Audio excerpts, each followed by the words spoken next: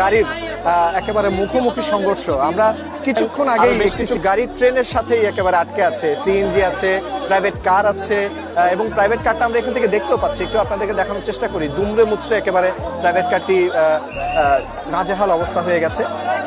Motor সাইকেলও এই যে প্রাইভেট কার সেটাতে আছে এমনটা আমরা দেখেছি। এই ট্রেনের নিচেই আছে এমনটা আমরা দেখতে পেয়েছি। উদ্ধার তৎপরতায় সেনাবাহিনী আছে, 2 থানার পুলিশ যে সদস্য তারা আছে।